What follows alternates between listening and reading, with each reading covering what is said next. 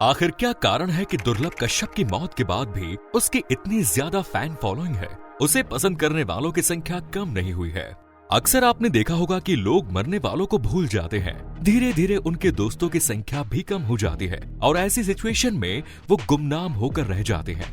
लेकिन दुर्लभ कश्यप एक ऐसा गैंगस्टर था जो कम उम्र में ही दुनिया को छोड़ गया, लेकिन इसके बावजूद उसके चाहने वालों के लोगों में वो आज भी जिंदा है। हमारे साथ इस वीडियो में आखिर तक आप बने रहिए।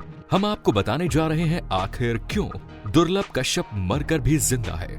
उज्जैन का रहने वाला दुर्लभ कश्यप 18 साल का नहीं हुआ, लेकिन लोगों में उसके चर्चे आम होने लगे। इसके पीछे कारण भी था। दुर्लभ ने अपने लुक को कुछ ऐसा बना रखा था जो उसे सबसे अलग दिखाता था। इतना ही नहीं, नई पीढ़ी के नौजवान होते लड़के उसके लुक को देखकर इम्प्रेस हो जाते थे। माथे पर लाल टीका, वो भी कुछ इस तरीके का, आंखों में गहरा काजल, काली शर्ट या कुर्ते के ऊपर सफेद गमछा। जी हाँ, दुर्लभ कश्यप का कुछ इसी तरह का लुक सोशल मीडिया के माध्यम से लोगों को देखने को मिला। साल 2018 में चुनाव का समय था और पुलिस प्रशासन के ऊपर शांति व्यवस्था बनाए रखने का दबाव भी था। इसी वजह से पुलिस प्रशासन उपद्रव फैलाने की आशंका के चलते पेशेवर अपराधियों को पकड़कर उन पर नियंत्रण हासिल कर रही थी। उस समय उज्जैन के तत्कालीन एसपी थे सचिन अतुलकर।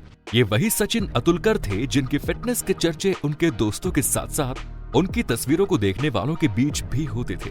किसी बॉलीवुड स्टार की तरह नजर आता उनका ये गठीला बदन उन्हें लोकप्रियता दिला रहा था। लेकिन सचिन अतुलकर जिस अपराधी को मीडिया के सामने पेश करके प्रेस कॉन्फ्रेंस कर रहे थे, मीडिया उस अपराधी को चेहरे से नहीं पहचानती थी, लेकिन उसका नाम मीडिया के साथ साथ लोगों में कुछ इस कदर चर्चा में था कि उसका चेहरा देखने की ललक सभी में थी। प्रेस कॉन्फ्रेंस के बीच मीडिया ने सवाल पूछा कि इनमें से दुर्लभ कश्यप कौन है, तो उज्जैन के पुलिस कप्तान ने बताया कि दुर्लभ कश्यप खुद अपना हाथ उठाकर अपनी पहचान बताएगा। वो शक्ल से ही नाबालिग लग रहा था, लेकिन दुर्लभ कश्यप ने जिस अंदाज में मीडिया के सामने अपनी फटी हुई शर्ट पहने ही अपना हाथ उठाया, उसका ये अंदाज और वीडियो वायरल होता चला गया और उसे एक बड़ी पहचान मिल गई। आपको बता दें कि फिलहाल दुर्लभ कश्यप इस दुनिया में नहीं है, वो एक गैंग वॉर में मारा जा चुका है, लेकिन इसके बावजूद भी इसकी फैन फॉलोइंग बनी हुई है। वीडियो पर आए नए साथियों से हम कहना चाहते हैं कि चैनल को जल्दी से सब्सक्राइब कर लें। दरअसल पुलिस ने दुर्लभ कश्यप को राष्ट्रीय सुरक्षा कानून के तहत गिरफ्तार किया और दुर्लभ कश्यप और उसके साथियों को अरेस्ट करके प्रदेश के अलग अलग जिलों में भेज दिया गया, जिसमें से दुर्लभ कश्यप को जबलपुर सेंट्रल जेल भेजा गया। यहाँ दुर्लभ कश्यप ने पुलिस के एक्शन के खिलाफ कंप्लेंट फाइल की। दुर्लभ कश्यप अभी नाबालिग था, उसके बालिग होने में कुछ महीनों का वक्त बाकी था। दुर्लभ कश्यप ने नाबालिग स्टेटस का बेनिफिट उठाया और जब कंप्लेंट फाइल की तो जबलपुर हाईकोर्ट ने उसकी बात को एक्सेप्ट किया। अप्रैल 2019 में जबलपुर हाईकोर्ट ने दुर्लभ कश्यप के पक्ष में फैसला सुनाया।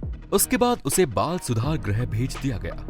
बाल सुधार गृह में समय बिताने के बाद जब दुर्लभ कश्यप बाहर निकला तो उसने अपने कुछ दोस्तों के साथ मिलकर इंदौर में एक फ्लैट किराए पर लिया, जहां उसका दोस्त राजदीप मंडलोई भी उसके साथ रह रहा था। उसने बताया कि इस बार दुर्लभ पूरी तरह से बदल चुका था। राजदीप ने बताया कि दुर्लभ नशा करना छोड़ चुका था और अब वो किसी बिजनेस को शुरू करने के बारे में योजना बना रहा था। इस बीच कोविड-19 के पैंडेमिक ने पूरी दुनिया में अपने पैर फैला लिए। इसी के चलते लॉकडाउन भी लग गया। दुर्लभ इंदौर का फ्लाइट छोड़कर वापस उज्जैन आ गया और फिर से अपनी मां के साथ रहने लगा। सितंबर 2020 में दुर्लभ कश्यप ने अपने कुछ दोस्तों को अपने यहाँ खाने पर बुलाया। इस दौरान दिन का कर्फ्यू तो बंद हो गया, लेकिन नाइट कर्फ्यू जारी था। खाना पीना खाने के बाद दुर्लभ के दोस्तों को जब सिगरेट की तलब लगी तो पता चला कि सिगरेट तो खत्म हो गई है, लॉकडाउन लगा था, इसीलिए कहीं भी सिगरेट के मिलने की संभावना भी नहीं थी।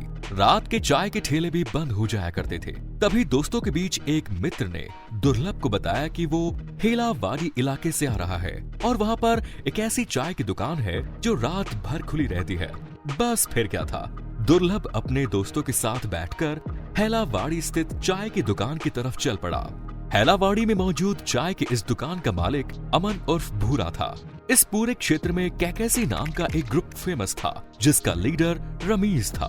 केकेसी का फुल फॉर्म कुत्ता कमीना चीज हुआ करता था। अमन और रमीज दोनों भाई भाई थे।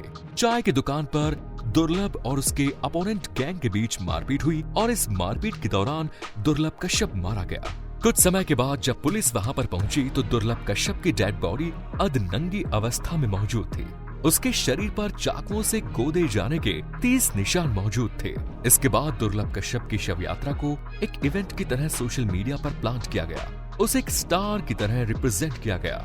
उसकी छोटी सी इमेज को इतना बड़ा चढ़ाकर पेश किया गया कि वो एक गैंगस्टर बन गया। गगन बादल उस समय उज्जैन के जीवाजीगंज के अधीक्षक हुआ करते थे। उनका कहना है कि दुर्लभ कश्यप एक सामान्य अपराधी था। उसके ऊपर मारपीट, चाकूबाजी जैसे सामान्य अपराध दर्ज थे, लेकिन सोशल मीडिया के जरिए उसकी मौत के बाद दुर्लभ कश्यप की इमेज को बढ़ा चढ़ाकर पेश किया गया।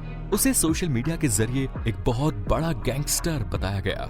एक नजर दुर्लभ कश्यप के बचपन से लेकर जवानी की दहलीज तक के जीवन पर डालें तो दुर्लभ का जन्म साल 2001 में हुआ। पिता का नाम मनोज कश्यप था, जिनकी अपनी पत्नी से नहीं बनती थी और माता पिता अलग अलग रहते थे। यहाँ पर दुर्लभ कश्यप अपनी माँ के साथ रहा करता था। वो उज्जैन के एक अच्छे स्कूल में पढ़ाई कर रहा था, लेकिन 10वीं के बाद उसके कदम पढ़ाई लिखाई की जगह किसी और रास्ते पर पड़ चले। वो 10वीं में फेल हो गया, लेकिन उज्जैन में हर साल गणतंत्र दिवस पर एक बाइक रैली निकाली जाती है। फ्रीगंज से होकर निकलने वाली इस रैली में डीजे और खाने पीने का इंतजाम भी होता है। इस बार ये तमाम इंतजाम दुर्लभ कश्यप के जिम्मे थे। रैली के पोस्टरों में इसकी भी बड़ी बड़ी फोटोज लगी थी। इसे लोकप्रियता का नशा चढ़ने लगा। लोगों के बीच फेमस होने और गैंगस्टरों के अपनी अपनी घुसपैठ बनाने के चक्कर में दुर्लभ कश्यप ने उस समय के आपराधिक तत्वों से संबंध बनाना शुरू किया। इसी सिलसिले में दुर्लभ को हेमंत उर्फ बोखला का साथ मिला और इसने अपराध के रास्ते पर रफ्तार पकड़ ली। ये घटना फरवरी 2017 की है, जब पुलिस ने पहली बार इस पर एक 18 साल के लड़के के ऊपर चाकू से हमला करने के अपराध में मामला पंजीबद्ध किया। पुलिस सूत्रों की माने उज्जैन का दानी गेट एरिया डागर और डाग परिवार के बीच वर्चस्व की लड़ाई का केंद्र बन गया और इस दबदबे की लड़ाई का मुख्य मुद्दा उज्जैन के कार्तिक मेले के दौरान गाड़ियों की पार्किंग का कॉन्ट्रैक्ट था। अपने दोस्त हेमंत बोखला के जरिए दुर्लभ कश्यप का संपर्क डागर परिवार के करीबी राहुल किलोसिया से हो गया। राहुल को अपने साथ काम करने वाले लड़कों की जरूरत थी और दुर्लभ के पास काम करने वाले लड़के मौजूद थे। कुल मिलाकर डागर परिवार में इन लड़कों को शरण मिलने लगी। शहर के बाहर एक फार्म हाउस को इनके लिए खोल दिया गया, जहां लड़के अपने हिसाब से आते जाते नशा करते पड़ते रहते थे। ये लड़के किसी भी समय किसी भी अपराध को अंजाम देने के लिए हमेशा तैयार रहते थे। ये घटना 11 से 12 जनवरी की रात की है, जब दुर्लभ कश्यप के लड़कों का सामना डाग परिवार के लड़कों से हुआ। अच्छी खासी मारपीट हुई, दोनों तरफ से लड़के घायल भी हुए, जो इलाज के लिए सिविल अस्पताल पहुंचे। डाग परिवार के अर्पित और कान्हा पर चाकू से इतना हमला हुआ कि उसकी मौत ही हो गई। जनवरी 2018 में पुलिस ने पहली बार हत्या का मुकदमा दर्ज किया। दुर्लभ और उसके साथियों को अरेस्ट किया गया, जिसमें से दुर्लभ के साथ साथ उसका एक साथी राजदीप नाबालिग था। इसलिए इन दोनों को बाल सुधार गृह भेजा गया, जहां से इन दोनों को जमानत मिल गई। दानीगेट इलाके में दुर्लभ और उसके साथी अक्सर शमशान में बैठा करते थे, जहां लोग कंधे पर गमछा डाला करते थे। अपने आप को पावरफुल बनाने के लिए दुर्लभ गैंग के लड़कों ने भी कंधे पर गमछा डालना शुरू किया। माथे पर तिलक, कंधे पर गमछा इस गेम की पहचान बन गया। मध्य प्रदेश के भोपाल के कोहे फिजा इलाके से पुलिस ने 19 साल के शिव कुमार धुर्वे को गिरफ्तार किया, जिस पर लगभग 4 चौकीदारों की हत्या करने का आरोप था। उसने बताया कि उसने ये हत्याएं दुर्लभ कश्यप की तरह मशहूर होने के लिए की। ड्यूटी पर सोना उसे पसंद नहीं। ये सभी चौकीदार ड्यूटी पर सो रहे थे। तो ये थी कहानी दुर्लभ कश्यप की। कैसी लगी वीडियो पर आप कमेंट करके जरूर बताएं। लाइक करें, शेयर करें, चैनल को सब्सक्राइब करें। धन्यवाद।